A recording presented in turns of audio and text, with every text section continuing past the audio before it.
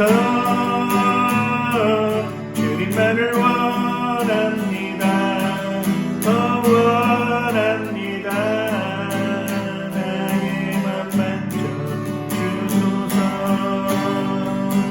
목마른 나의 영혼 주를 부르니 나의 맘 만져주소서. 주님만을 원합니다. 더 원합니다.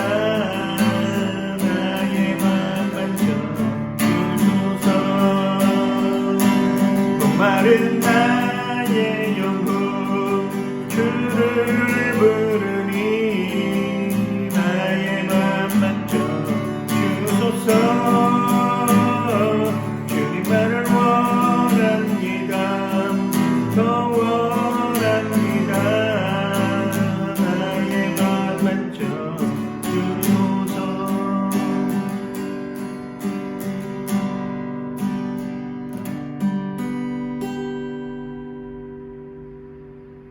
베이스캠프 수요 오전 아름다운 동행에 오신 여러분들 진심으로 환영하고 축복합니다. 베이스캠프 아름다운 동행은 여러분들이 신앙생활하면서 궁금했던 사항들, 그리고 내 삶 속에서 어떤 모습으로 하나님 앞에 설 것인가를 고민하는 순간들, 하나님 편에서는 과연 어떤 마음을 가지고 있는 것들인가라고 하는 이런 궁금증에 대해서 서로 간에 소통하면서, 서로 간에 공감하면서, 또 서로 함께 한 형제 자매로서 그 공동체를 유지해가고 회복하는 삶의 현장 속에서 하나님은 과연 나에게 무엇이라 말하고 있는가를 같이 고민하고 나누고, 그것을 통해서 우리의 신앙이 하나님 앞에 조금 더 한 걸음 더 나아가길 소망하는 이런 마음으로 구성되고 있습니다. 특별히 로마서 말씀을 통해서 로마서는 과연 우리에게 어떤 신앙의 지침을 가지고 있는지, 그리고 사도 바울은 로마서를 통해서 우리에게 어떤 모습을 알려줄 것인가에 대한 이야기를 하고 있습니다. 사도 바울은 자신이 그리스도의 종이라고 하는 것, 그리고 자신이 하나님의 사도라고 하는 그 정체성을 분명히 밝히고 있었습니다. 그리고 그 정체성을 가지고 그가 전하고 있는 것 중에 하나는 바로 예수 그리스도. 그는 오직 예수 그리스도의 복음을 위해서 택정함을 입었다라고 우리에게 알려주고 있는 것이죠. 그 복음의 특정함을 통하여서 자신은 예수 그리스도를 알릴 수밖에 없다라고 하는 것을 우리에게 보여주고 있는 것이죠. 그 예수 그리스도의 복음이 무엇입니까? 예수 그리스도의 탄생과 예수 그리스도의 십자가의 죽음, 그리고 예수 그리스도께서 사흘 만에 다시 부활하신 그 사건, 그리고 승천하신 사건, 그리고 다시 오실 것이라고 하는 그 소망의 메시지를 우리에게 로마서를 통해서 보여주고 있습니다.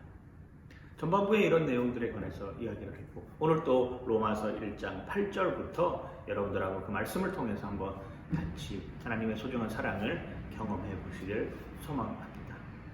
이런 질문이 하나 들어왔어요. 목사님, 믿음과 신념이라고 하는 단어가 있는데 이 믿음이라고 하는 단어와 신념이라고 하는 것을 어떻게 구별을 할 수 있을까요? 라고 하는 이런 질문을 받았습니다. 믿는다. 내가 믿는다라고 하는 것. 그러면 그것이 하나님께서 나에게 주신 믿음인가? 아니면 내 인간의 의지대로, 내 생각대로, 내 방식대로 생각하고 있는 신념인가에 대해서 잠깐 살펴보고 오늘 말씀으로 가보도록 하겠습니다. 믿음이라고 하는 단어가 있습니다. 그리고 신념이라고 하는 단어도 있죠. 신념이라고 하는 것은 마치 신념조차도 믿는다라고 하는 것입니다. 신념은 무엇을 믿는다? 내가 생각하는 것을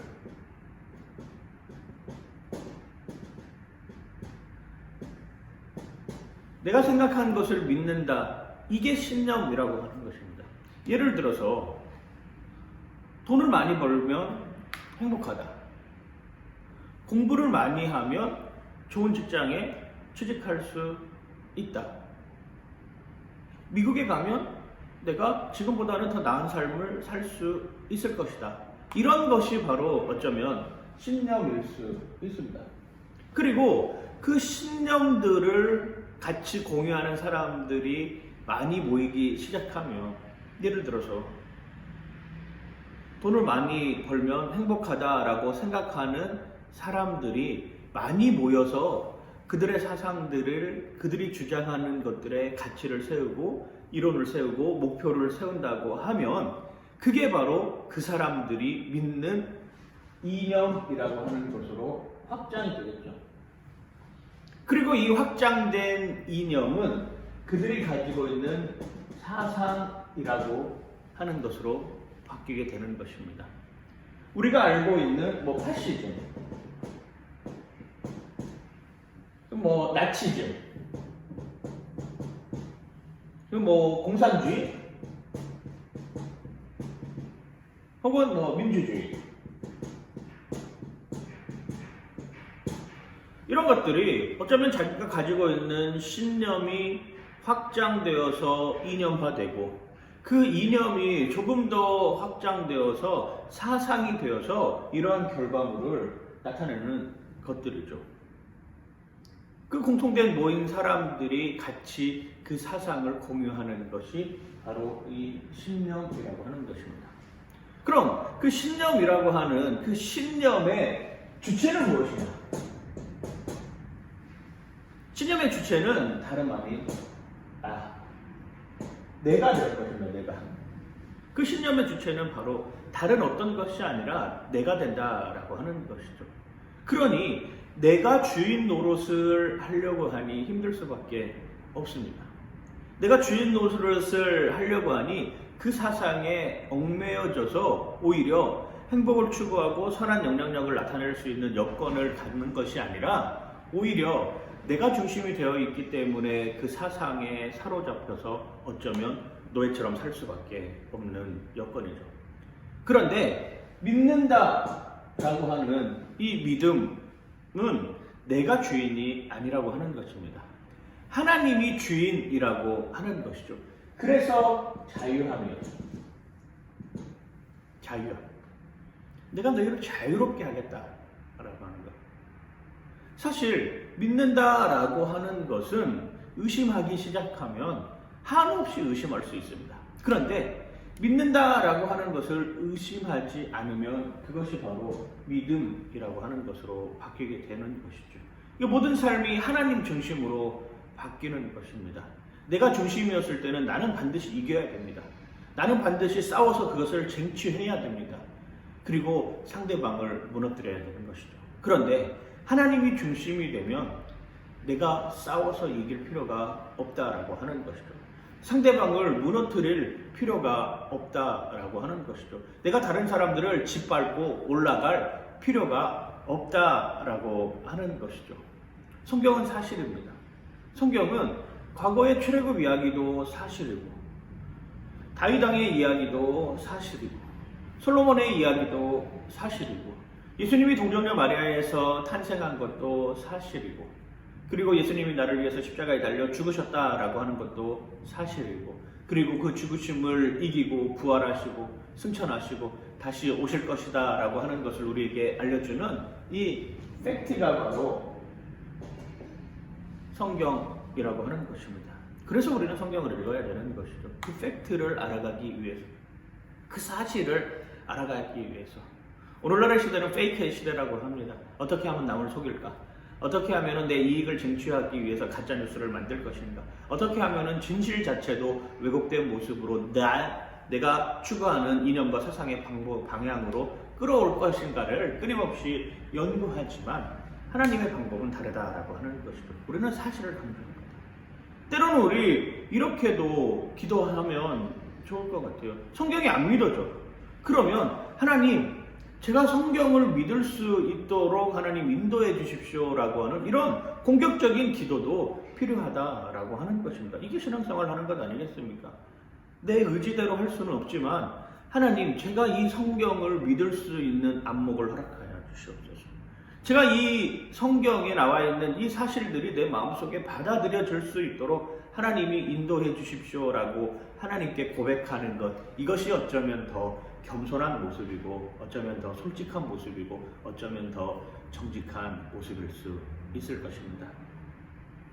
그랜드 캐년에 가보면 하나님의 창조의 역사에 관한 이야기들을 직접 사실적으로 어쩌면 눈에 보여주고 있는 현장들이 있습니다. 지층의 구조를 보면 이 지층의 구조는 퇴적되어서 조금씩 쌓여서 가지고는 절대 그러한 지층의 구조를 이룰 수 없다라고 하는 것이 창조과학회에서 분명히 이야기하고 있는 것이죠. 노아의 홍수 같은 거대한 홍수의 폭풍이 몰아쳐야지만이 그런 광경을 연출할 수 있다라고 분명히 이야기를 합니다. 나중심에서 살아가는 삶의 모습들은 어떠한 형태로든지 신념으로밖에 남을 수 없습니다. 그런데 하나님 중심으로서의 삶을 살아가는 모습의 언저리에는 바로 거기에 믿음이 있다라고 하는 것이죠. 이게 어쩌면 믿음과 신념이 다른 이유일 것입니다. 우리가 추구해야 될 방법이 뭡니까? 우리가 아름다운 동행을 통해서 가지고 나아가려고 하는 이 방향성이 무엇입니까? 그렇습니다. 바로 믿음을 쫓아간다라고 하는 것이죠. 성경은 과연 뭐라고 우리에게 믿음을 알려주느냐? 성경의 확실한 사실은 과연 뭐라고 우리에게 알려주느냐? 그걸 같이 고민해보고 그걸 같이 한번 찾아보고 그것이 정말로 내 삶 속에서 선한 영향력을 미칠 수 있도록 한번 다짐해보고 그 다짐을 통하여서 정말 하나님이 우리와 함께하고 있구나. 그 하나님을 내가 믿어야 되겠다라고 하는 이런 모습으로 달려가는 것. 이것이 바로 어쩌면 우리가 추구하는 아름다운 동행에서 하고 싶어하는 모습일 것입니다. 오늘 또 그 여정을 여러분들하고 함께 하도록 하겠습니다. 재밌죠? 이런 것들 하는 게 제일 재밌어요. 참 저는 얼마나 신기하고 놀라운지 모르겠습니다.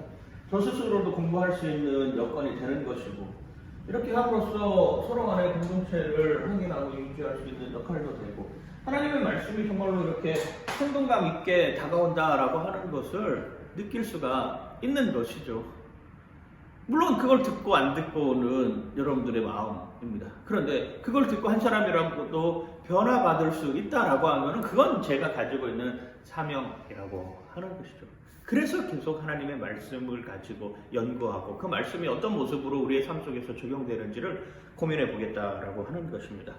로마서 1장 8절입니다. 제가 한번 읽어드릴게요. 먼저 내가 예수 그리스도로 말미암아 너희 모든 사람에 관하여 내 하나님께 감사함은 너희 믿음이 온 세상에 전파됨이로다라고 이렇게 이야기를 하고 있습니다.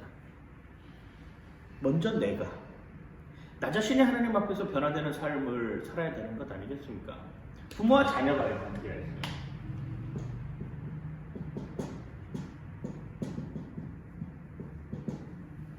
자녀들은 무엇을 보고 배우나요? 그렇습니다. 부모의 모습을 보고 똑같이 배웁니다. 그게 조금씩 축적되면서 어느 순간 나랑 똑같은 놈이 나랑 똑같은 모습으로 나랑 똑같이 행동하는 그것에 때로는 만족하기도 하고 그것에 때로는 분노하기도 합니다. 왜 분노할까요? 내 안 좋은 것만 다 배워서 하기 때문에. 예전에 공부할 때 그런 게 있어요. 가계도를 그리는 게 있습니다. 아버지와 어머니, 네모와 동그라미 뭐 이렇게 표현을 하죠.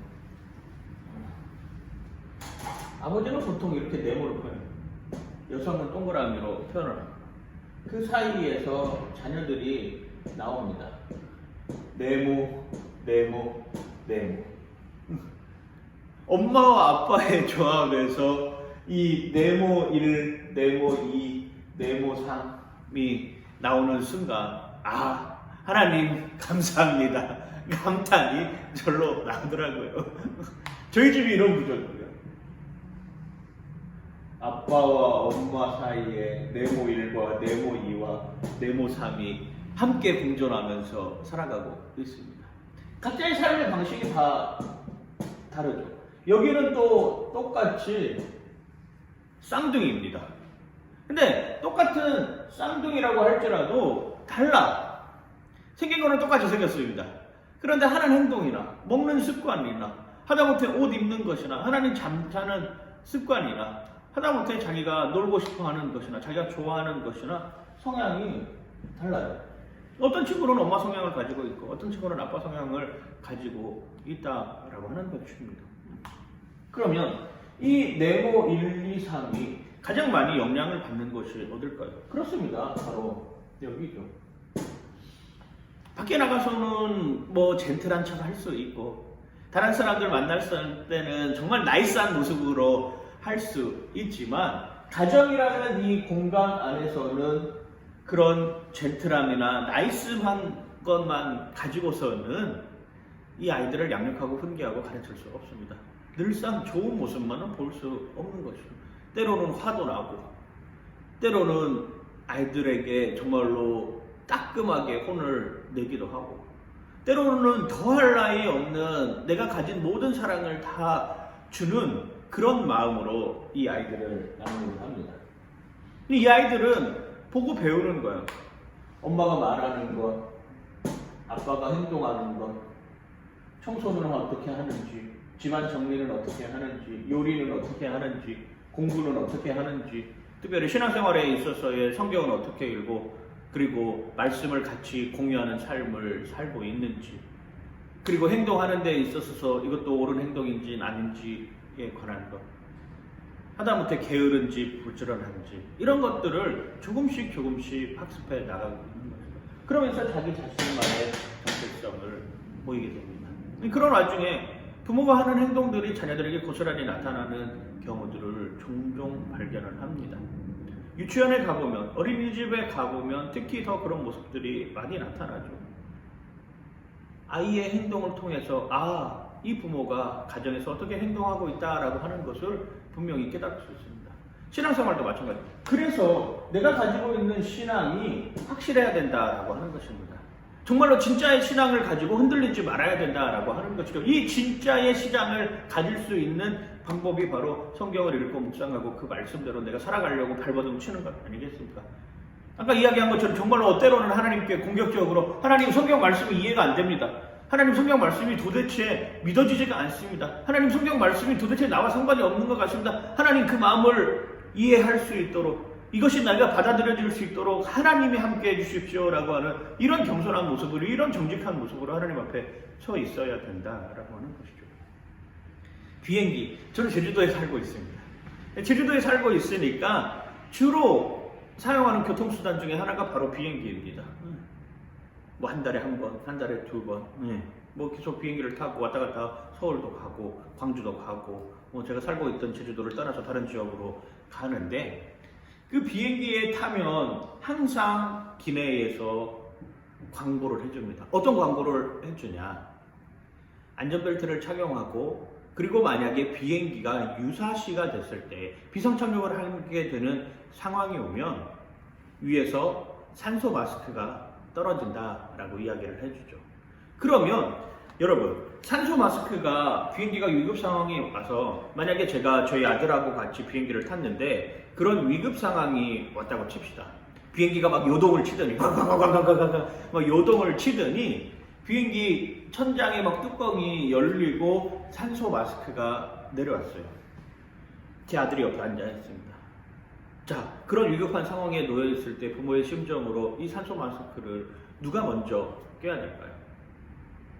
누가 먼저 산소 마스크를 껴야지만이 살아남는 데 있어서 확률이 높아질까요? 비행기 항공사 승무원들은 꼭 그 이야기를 합니다. 함께 비행기가 추락에 만약에 놓여 있는 상황 속에서 산소 마스크가 떨어지면 아이에게 먼저 끼워주는 것이 아닙니다. 그건 정해져 있습니다. 매뉴얼로 나와 있는 것입니다. 반드시 부모가 먼저 끼고 그리고 부모가 먼저 낀 상태에서 아이에게 산소 마스크를 씌워줘야 합니다. 그래야 둘 다 살 수 있는 확률이 높아진다고 합니다. 아이를 끼워주다가 자칫 잘못하여서 자신이 산소 마스크를 끼지 못하면 오히려 둘 다 죽음으로 내몰 수 있는 방법이라고 알려줍니다. 내가 확실해야 됩니다. 부모인 우리가 확실해야지만이 자녀에게 그 신앙을 전수해줄 수 있지 않겠습니까? 부모가 확실하지 않은데 부모도 긴가민가 이게 믿는 건지 아닌 건지 알 수 없는 모습으로 살아가고 있는데 어떻게 자녀에게 그걸 고스란히 전달해 주겠습니까? 위조 지폐와 진짜 지폐를 구별하는 방법이 어떤 건 줄 아세요? 첫 번째 원칙이 이겁니다. 진짜를 확실히 알아라 라고 하는 것이죠. 진짜가 확실해지면 아무리 가짜들이 팔을 친다고 할지라도 그 가짜에서 벗어날 수 있다라고 하는 것입니다. 이게 정확한 진리입니다. 제가 한동안 교회에서 청년들하고 공부를 하면서 이단에 관한 공부를 수십 차례 했습니다. 그래서 이단들이 가지고 있는 책들, 그 다음 서적들, 영상들을 보면서 이단에 대해서 공부를 하기 시작했습니다. 그런데 어느 순간 그렇게 생각이 드는 거예요. 내가 이렇게 이단에 대해서 아무리 많이 연구하고 아무리 많이 공부를 한다고 하더라도 이 실체를 다 알 수도 없을 뿐더러 그거에 대해서 정확하게 다 근거를 가지고 반박할 수 있을까라고 하는 생각이 들고, 그러면 차라리 이렇게 이단에 대해서 공부하는 시간에 차라리 성경을 읽고 정말로 진짜이신 예수 그리스도를 온전하게 전하면 그것이 가장 좋은 이단의 방법, 이단을 대처하는 방법일 것이다 생각을 하고 이단에 관한 것들을 공부를 그리고 정말 복음이신, 정말 진리이신 이 성경을 가지고 연구를 하는 것이 오히려 그들에게도 나에게도 선한 영향력을 행사할 수 있겠다라고 하는 생각이 정말로 많이 들었습니다. 이거 마찬가지죠. 오늘 사도 바울은 로마서 1장 8절에서 그렇게 표현합니다. 사도 바울 먼저 자기 자신이 예수 그리스도로 말미암아 너희 모든 사람들에게 권한다.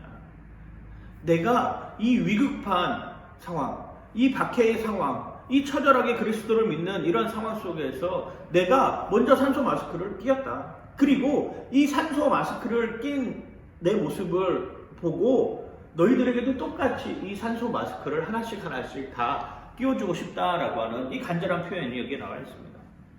먼저 내가 예수 그리스도로 말미암아 너희 모든 사람에 관하여 내 하나님께 감사하는 그 감사의 조건이 있는데, 그 감사의 조건이 뭐냐? 너희 믿음이 온 세상에 전파되었다라고 하는, 모든 사람에게 소식을 전한다. 모든 사람에게 발표한다. 모든 사람에게 그 의미를 선포한다. 이런 의미를 가지고 있습니다. 그냥 단순히 전달한다라고 하는 것이 아니라 내 모든 역량을 다해서 선포한다.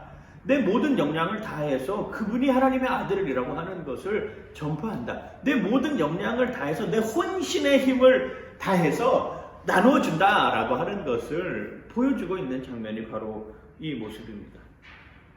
그리고 그 모습이 세상에 전파되기를 간절히 바라고 있는 것이죠. 로마교회 성도들의 믿음은 온 세상 모든 곳에 전파되고 있다라고 하는 사실을 우리에게 알려주고 있는 것입니다. 그리고 바울은 그들의 믿음이 정말 대단하다라고 평가를 하고 있는 것이죠. 상황에 굴하지 않고, 그리고 어떤 여건에 굴하지 않고, 어떤 환경에 굴하지 않고, 그런 상황들을 뛰어넘으면서 하나님 앞에 갈 수 있는 여건들이 분명하게 있다라고 하는 것을 알고 그 믿음으로 하나님 앞에 한 걸음 더 달려가겠다라고 고백하는 삶의 여정의 순간이라고 하는 것입니다. 그게 감사한 것 아니겠습니까? 여러분들의 믿음의 신앙의 분량이 점점 자라고 있다는 거 느낍니까? 그것이 온 세상으로 전파된다라고 하는 마음을 갖고 있으니까 그것이 오히려 감사하다라고 표현하고 있는 것이죠. 9절 말씀에 이렇게 표현을 하고 있습니다. 내가 그의 아들의 복음 안에서 내 심령으로 섬기는 하나님이 나의 증인이 되시거니와 나와 항상 내 기도에 쉬지 않고 너희를 말하며. 사도 바울은 단순히 그냥 선포하고 많은 것이 아니라 그 선포된 대상들을 향해서 끊임없이 기도하고 있었다라고 이야기를 하고 있는 것이죠. 그렇습니다. 사람들을 만나고 사람들과 관계를 하고 때로는 공동체 안에서 서로 간에 이야기들을 하고 나누는 교제의 과정이 정말 중요합니다. 그리고 그 교제하는 과정들을 통해서 기도의 제목들이 나온다? 아니면 내가 정말로 부탁하고 싶은 것들이 있다? 그리고 같이 공유하고 그걸 위해서 기도해 준다라고 하는 것은 거기에 관심이 있다라고 하는 것이죠. 그렇습니다. 기도도 생각이 나고 관심이 있어야지 기도하지, 그냥 아무렇게나 그냥 기도하지 않는다라고 하는 것이잖아요. 기도 관심이, 사랑이라고 하는 거. 그걸 기억하고 있다라고 하는 거예요. 관심이 있습니다. 사랑이 있습니다. 그리고 그걸 기억하고 있다라고 하는 것입니다. 그래야지만이 기도가 이루어진다라고 하는 거죠. 그냥 누구를 만나가지고 병실에 가서 예, 기도하겠습니다 라고 돌아서면 기도하지 않는 순간들이 얼마나 많습니까? 그래서 할 수 있으면 그 현장에서 그 즉시 기도해주는 습관을 갖는 것, 이것도 하나의 방법이지 않을까 생각이 듭니다. 전화를 해서, 전화상으로도 충분히 기도할 수 있잖아요. 만나서. 아니면 요즘 카톡 대화방에서 기도할 수 있는 여건들이 충분히 있습니다. 즉시로 했습니다. 즉시. 그리고 나머지는 하나님 채워주시는 거잖아요. 그 사람을 위해서 기도한다라고 하는 것은 그 사람에 대한 관심이 있다라고 하는 것입니다. 그리고 그 사람에 대한 사랑이 있다라고 하는 것이죠. 그 사람에 대한 기억이 있다라고 하는 것입니다. 제가 베이스캠프 교회에 우리가 함께하는 형제, 자매, 공동체들 한 20여 명 이렇게 되는데, 그분들의 이름 리스트를 적어놓고 그분들의 이름을 불러가면서 그 자녀들의 이름을 불러가면서 한 명 한 명 하나님 오늘 이 영혼을 주님께서 인도하여 주시옵소서라고 기도할 수 있는 여건은 무엇이냐? 관심이 있다라고 하는 것입니다. 사랑한다라고 하는 것이죠. 그리고 기억을 하고 있다라고 하는 것입니다. 새롭게 가게의 시간을 조정하는 사람이 있습니다. 그 가게의 시간을 조정하면서 더 일찍 일어나야 되고 더 부지런해야 되고 더 신경 쓸 것들이 많고 어쩌면 더 피곤한 여정일 수도 있는데, 하나님 그 영혼을 주님께서 함께하여 주시어서 강건케 붙잡아 주시옵소서. 또 어떤 자매는 새로 이제 12월부터 일을 시작하는 자매가 있습니다. 12월부터 새로 일을 시작하면서 두려운 마음으로, 떨리는 마음으로 어떻게 할 것인가, 그 안에서 어떤 관계를 맺을 것인가, 그 안에서 어떤 선한 영향력을 맺을 것인가 고민하는 그 흔적이 있다라고 하면은 그 고민하는 흔적을 같이 기도해 주는 것 아니겠습니까? 어떤 사람은 지금 기말 시험을 준비하는 사람이 있습니다. 그 기말 시험을 준비함에 있어서 이걸 통해서 더 비전적인 것을, 그걸 통해서 하나님께 더 영광 돌리는 삶으로 살아가는 이런 것들을 위해서 같이 공유하고 기도해 줄 줄 아는 마음들이 있어야 되는 것이잖아요. 또 어떤 청년은 이번에 있을 정말로 프로젝트를 위해서 정말로 몇 날 며칠 밤을 새면서 그 일이 성취되기를 바라는 마음으로 기도하는 청년도 있습니다. 얼마나 간절하고 얼마나 간절하고 얼마나 간절한지, 그것이 정말로 통과가 돼야지만이 또 새로운 사역의 길, 또 새로운 방향을 제공받을 수 있는 여건이기 때문에 혼신의 힘을 다하는 그런 청년들이 있다라고 하는 것이죠. 어떤 자매는 교통사고를 당해서 그 교통사고 후유증으로 인해서 아직도 치료를 받고 고통 중에 있는 모습들이 있습니다. 그걸 놓고 함께 교회 공동체가 기도하는 거잖아요. 어떤 자매는 집을 구하기 위해서 여기저기 발품을 팔아가면서 사람을 소개시켜 주려고 생각하고 알아가고, 그런 과정들을 통해서 또 다른 곳에서 정말로 하나님을 더 기쁘게 할 수 있는 여건이 무엇일까를 고민하는 이런 자매도 있고, 어떤 분은 지금 농장에서 정말로 이 가을에 추수의 열매를 따기 위해서 한 해 동안 지었던 것들이 잘 진행되고, 그리고 그 따는 것들이 정말로 온전하게 이루어지기를 바라는 마음에서 기도하는 모습들도 있습니다. 어떤 사람은 정말로 자녀들의 삶의 문제를 위해서, 또 어떤 형제 자매는 그들이 가지고 있는 신앙의 본보기가 무엇인지를 고민하면서 같이 털어놓고 그걸 위해서 기도하는 분도 있고, 홀로 계신 어머니의 건강을 위해서 기도하시는 분들도 있고, 거처 때문에, 내가 하는 수고 때문에, 내가 하는 일 때문에, 내가 아픈 것 때문에, 내 삶 속에서 일어나는 모든 여정들과 그 속에서 하나님과 함께 동행하고 싶다라고 하는 그 간절한 마음으로 기도하고 있다라고 하는 것이죠. 이분들이 다 하나님 앞에 설 수 있도록 저 또한 이분들의 삶을 놓고 같이 기도하고 있습니다. 그것이 공동체가 해야 될 일 아니겠어요? 사도 바울이 오늘 로마에 있는 신앙이 있는 사람들, 그리고 나름대로 신앙생활을 잘하고 있는 사람들, 이 사람들을 향해서 기도해주는 이유가 무엇입니까? 이 사람들과 소통하고 있다라고 하는 것이죠. 이 사람들과 관계를 맺고 있다라고 하는 것이죠. 이 사람들이 하나님 앞에 설 수 있도록 정말로 온전하게 같은 마음을 품고 있다라고 하는 것입니다. 내 기도에 쉬지 않고 너희를 말하고 있다. 내 기도에 쉬지 않고 여러분들을 말하고 있습니다. 내 기도에 쉬지 않고 하나님께서 나에게 주어주신 그 사명을 감당하기 위해서 오늘도 기도하고 있다라고 하는 것입니다. 10절 말씀에 이렇게 표현합니다. 어떻게 하든지 이제 하나님의 뜻 안에서 너희에게로 나아갈 좋은 길을 얻기를 구하노라. 사실 우리가 또 고민하고 있는 고민의 요소 중에 하나가 바로 이겁니다. 하나님의 뜻.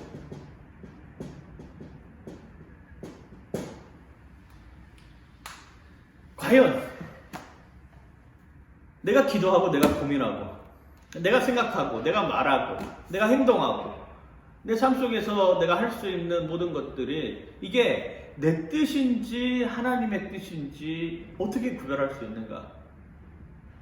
이게 정말로 과연 하나님이 원하시고 있는 것인지 아니면 그냥 내 생각대로 하는 것인지 이걸 어떻게 구별할 수 있을까? 이 고민이 뭐 지금도 마찬가지로 계속 진행이 되고 있는 상황입니다.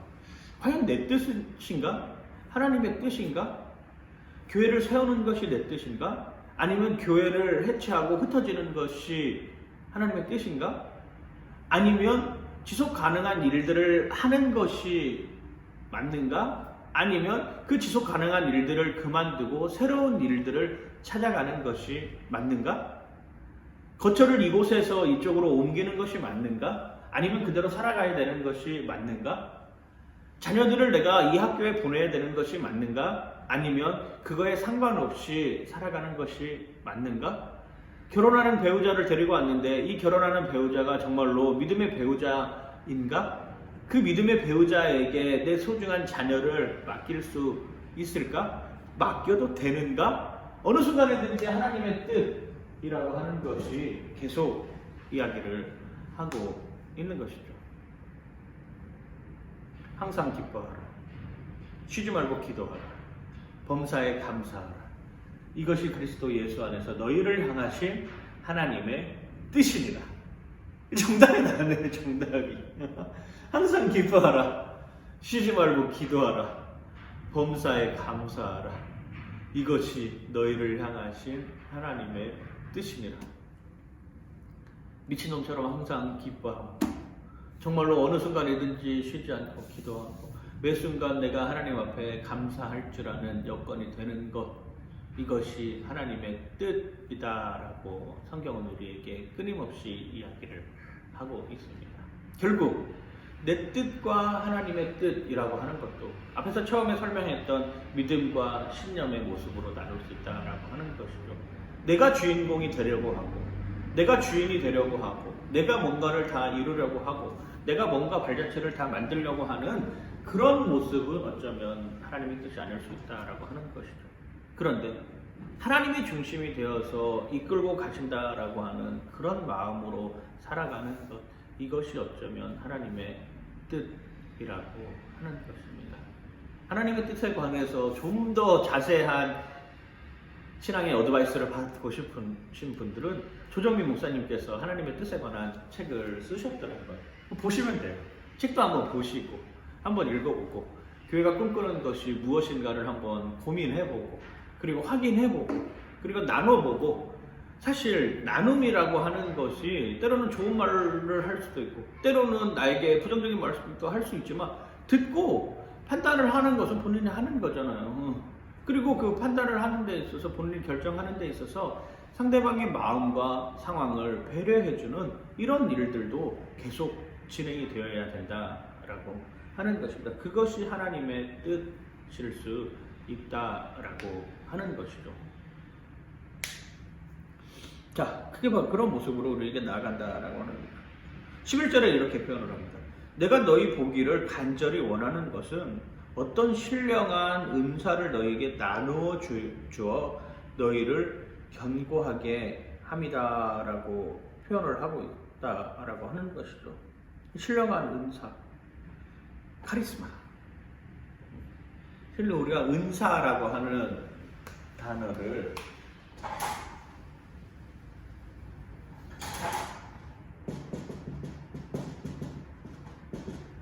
카리스마 이렇게 표현해요. 와, 저 사람 정말 카리스마가 있어. 아, 저 사람 아우라가 어마어마한데? 이런 그 사람이 느껴지는 품성, 우리가 흔히 카리스마라고 하는 단어를 이렇게 표현을 하고 있는데, 어쩌면 이 영적인 카리스마, 신령한 은사, 이건 영혼과 관련된 선물이다라고 하는 것을 우리에게 보여주고 있는 것입니다. 영혼을 살리고 견고케 하는 복음을 나누며 함께 유익을 얻는다라고 하는 이런 표현을 가지고 있습니다. 영혼을 살리고 복음을 나누며 함께 하나님 나라의 유익을 위하는 것. 이게 바로 카리스마, 특별히 카리스마 푸뉴마티콘, 이런 표현을 씁니다. 신령하다라고 하고 푸뉴마티콘. 푸뉴마라고 하는 것이 하나님의 영이라고 하는 이런 뜻으로도 사용이 되고 있는데, 그런 것처럼 이 카리스마라고 하는 뜻은 제가 영혼을 사랑하는 마음으로 복음을 나누고 함께 하나님 나라의 유익을 위하는 것. 단순히 어떤 권위가 있어가지고 그 사람의 권위에 빠져드는 것이 아니라, 단순히 어떤 말솜씨가 있어가지고 그 사람의 말솜씨에 혹하는 것이 아니라, 단순히 어떤 외모에 의해서 그 사람의 외모로 의해서 점점 이렇게 빠져드는 이런 것이 그냥 카리스마가 아니라, 영혼을 담아있고 그 영혼을 통해서 복음이 지금보다 더 발전되기를 소망하고 있고, 그것이 하나님 나라의 유익을 위해서 사용될 수 있는 여건인지 아닌지를 결정하는 것. 그게 바로 여기서 말하는 카리스마다라고 표현을 하고 있습니다. 그러한 신령한 은사를 너에게 나누어 주고 너희가 그걸로 인하여서 견고하여지게 되기를 내가 간절히 바란다라고 사도 바울은 고백을 하고 있는 것이죠. 그냥 단순히 동창회 모임같이, 그냥 단순히 동호회 모임같이, 그냥 단순한 그냥 세상의 모임같이 흘러나오는 것이 아니라, 그리스도인의 모임이라고 한다면 그 그리스도인의 모임을 통해서 영적인 은사들이 발견이 되고, 그 영적인 은사들을 통해서 이것이 정말로 복음을 위한 하나님 나라의 확장을 위해서 쓰임받을 수 있도록 전파되어지고 확산되어지는 역할을 갖게 만드는 것, 이게 바로 카리스마다라고 표현을 하고 있습니다. 그러면서 12절에 뭐라고 표현합니까? 이는 곧 내가 너희 가운데서 너희와 나의 믿음으로 말미암아 피차 안위함을 얻으려 함이라. 그것이 결국에는 공동체를 세워가는 역할을 만드는 것이고, 그 공동체가 세워감에 있어서 서로가 서로에게 영향력을 줄 수 있는 삶의 모습으로 나타난다라고 하는 것이죠.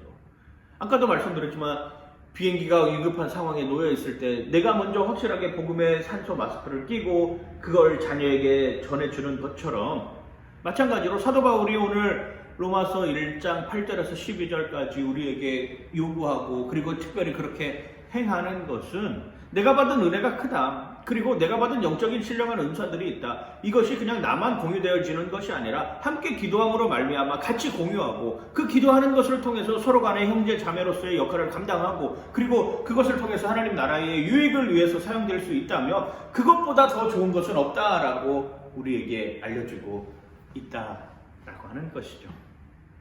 얼마나 행복합니까? 말씀의 은혜 안에서 들어와서 그 말씀을 받고, 그 말씀을 받은 내가 그 말씀을 같이 공유하고 싶은 사람들과 같이 나누고, 그걸 위해서 함께 기도하고, 그리고 그 하나님의 뜻이 무엇인지를 분별하려고 하는 이러한 영적인 관계들이 지금보다도 더 풍성하게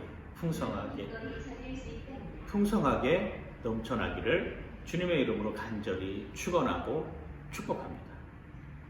파이팅! 하나님 아버지 감사합니다. 오늘 우리에게 또한 소중하고 귀한 시간 허락해 주셔서 우리의 삶 속에서 영원한 그 하나님의 뜻이 무엇인지 분별하게 하여 주시고 내가 먼저 확실한 예수 그리스도의 복음으로 자리 잡고 그 확실한 복음 앞에서 다른 사람들에게 공동체에게 선한 영향력을 끼치고 함께 기도하고 함께 중보하고 함께 협력하면서 교회를 세워나가게 하여 주시옵소서. 감사드리며 예수님 이름으로 기도드립니다.